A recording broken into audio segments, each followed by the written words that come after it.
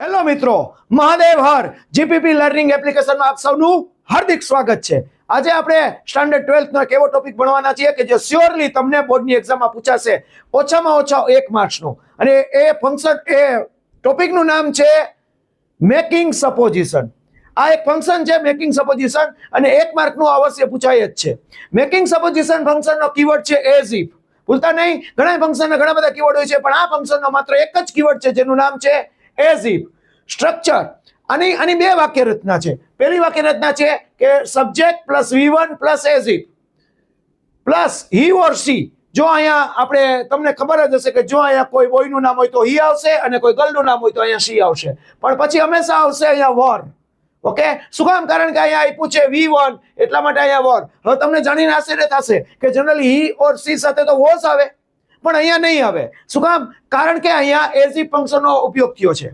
જો as if કીવર્ડનો ઉપયોગ થયો છે એટલા માટે હી ઓર સી પછી હંમેશા વર જ આવશે, કારણ કે આ ફંક્શનનું નામ જ છે મેકિંગ સપોઝિશન, મતલબ કે ધારણા કરવાની છે, કોઈ રિયાલિટી નથી। ઓકે, તો અહીંયા આવશે V1 હશે તો અહીંયા એઝ ઇફ પછી હી ઓર સી પછી હંમેશા વર આવશે। ધ્યાન રાખજો, ઓપ્શનમાં વોઝ આપ્યું હોય તો આપણે એને સિલેક્ટ કરવાનું નહીં રહે।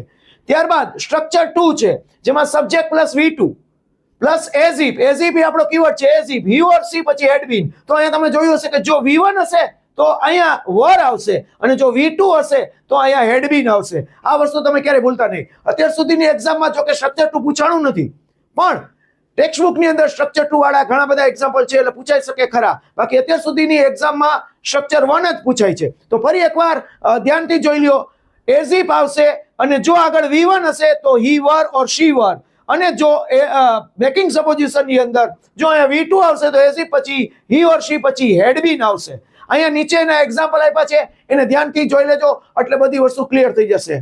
ઓકે મિત્રો, ફરી પાછા મળશું આપણે।